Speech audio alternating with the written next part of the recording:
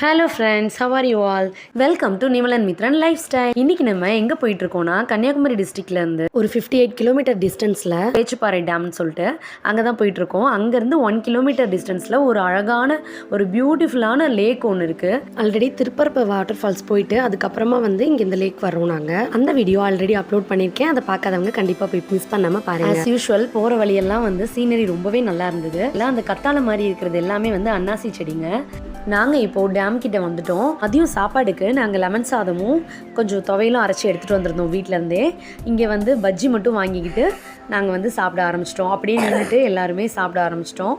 இதுவும் ஒரு புதுவித அனுபவமாக இருந்தது. எல்லோரும் சேர்ந்து இப்படி சாப்பாடு கொண்டு வந்து சாப்பிட்டது. இங்கே ஒரு 2 டாக்ஸ் இருந்தது. அது அன்பை பரிமாறிக்கிட்டு இருந்தது. பார்க்கவே ரொம்ப நல்லா இருந்தது. நேச்சுரலாக நம்ம லேக்குக்கு போகிற பாதையை இப்போ ரீச் பண்ணிட்டோம். இந்த வே ஃபுல்லாகவே ரொம்ப நேச்சுரலாக சீனரியாக ரொம்ப மரங்கள் அடர்ந்த ஃபாரஸ்ட் காட்டுக்குள்ளே போன மாதிரி ஒரு ஃபீல் கொடுத்தது. ஒரு புது இப்போ தான் ஃபர்ஸ்ட் டைம் நாங்கள் இந்த மாதிரி இடத்துக்கு வர்றது. இது ஒரு புது அனுபவமாக இருந்தது. பார்க்குறதுக்கே எங்களுக்கு ரொம்ப ஃபீல் குட்னு சொல்லுவாங்கள்ல, அந்த மாதிரி ஒரு ஃபீலிங்காக இருந்தது. நடக்கவே முடியல, ரொம்பவே கால்லாம் வலிச்சுது. இருந்தாலும் பரவாயில்ல, இந்த மாதிரி சீனரி பார்க்குறதெல்லாம் ரொம்ப ரேர் அப்படின்னு சொல்லிட்டு அதையும் நாங்கள் என்ஜாய் பண்ணிவிட்டு சூப்பராக எல்லோரும் கதை பேசிகிட்டே அப்படியே நடந்து வந்துட்டு இருந்தோம்.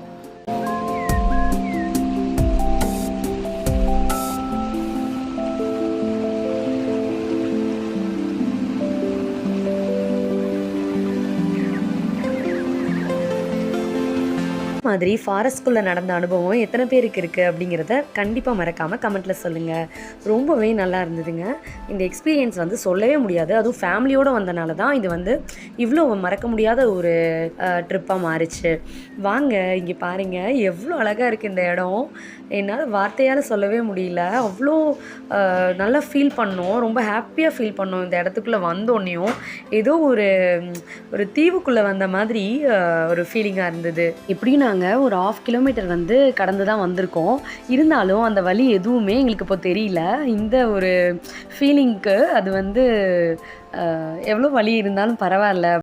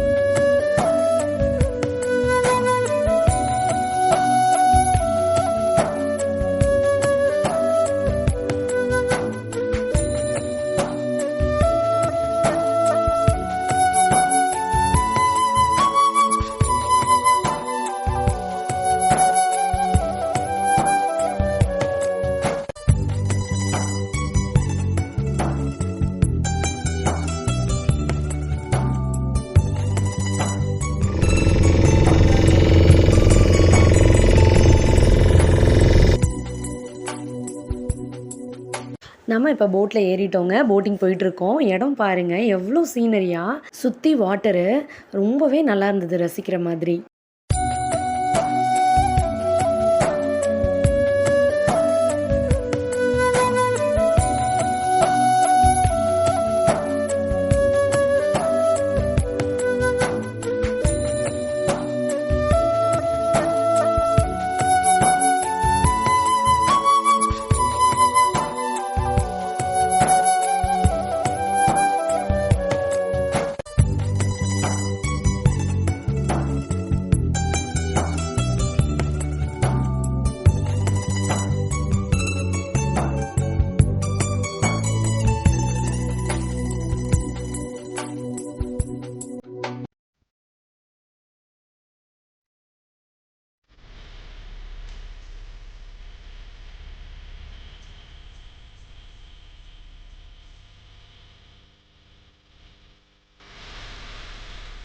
ஆக்சுவலாக இப்போ ஒரு 1/2 கிலோமீட்டர் வரைக்கும் நம்ம போட்டிங்லேயே வந்தாச்சுங்க.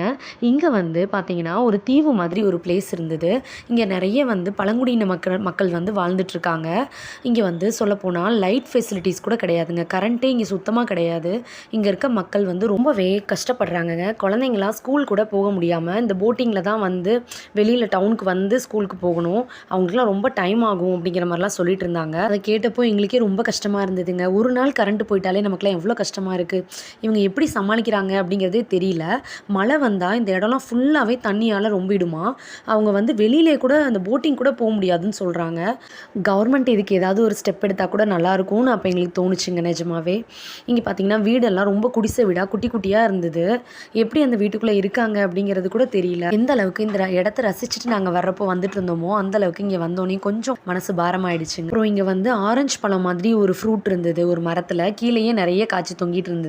அங்கேருந்த மக்கள் வந்து அதை சாப்பிடலாம், அந்த பழம் நல்ல பழம் சாப்பிடுங்கன்னு சொல்லி பறிச்சு கொடுத்தாங்க. சின்ன பசங்களாம் அதை வாங்கிட்டு வந்தாங்க. சிஸ்டர் கையில் வச்சிருக்கா பாருங்க இந்த ஃபோட்டோவில், அந்த பழம் தான். இனிமேல் இந்த மாதிரி பிளேஸ்க்கு எப்போ வர போகிறோம் அப்படின்னு சொல்லிட்டு கொஞ்சம் நிறைய ஃபோட்டோஸ், குரூப் ஃபோட்டோஸ் மட்டும் எடுத்துக்கிட்டோம் அந்த இடத்துல. வீடியோஸ் எதுவும் அந்த வீடெல்லாம் எதுவும் எடுக்கலை. இப்போது திரும்பவும் வந்து நம்ம ரிட்டர்ன் போகிறோம் போட்டிங்லேயே.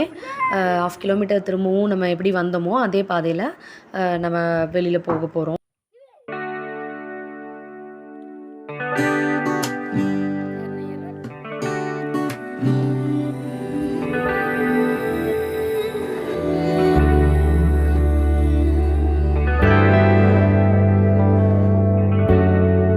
ஒரு காஞ்ச மரம் மாதிரி இருந்தது. அது பார்க்கவே ரொம்ப வித்தியாசமாக இருந்தது.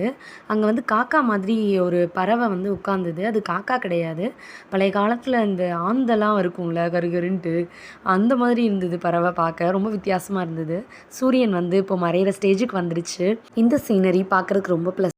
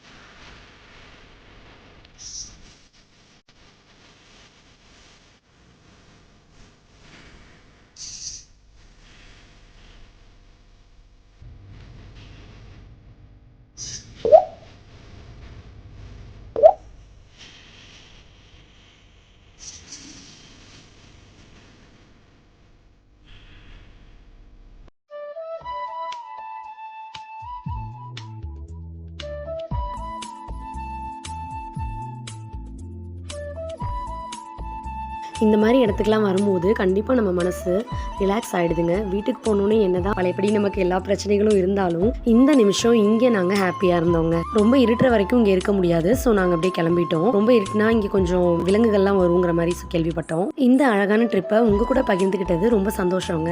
நம்ம சேனலை இப்போ தான் ஃபர்ஸ்ட் டைம் பார்க்குறீங்கன்னா கண்டிப்பாக சப்ஸ்கிரைப் பண்ணிக்கோங்க. அடுத்தடுத்து இந்த மாதிரி நிறைய ட்ராவல் vlogs நம்ம பார்க்க போகிறோம். ஸோ நம்ம சேனலோட எப்போ இணைஞ்சிருங்க. தேங்க்ஸ் ஃபார் வாட்சிங். Stay tune for my next video.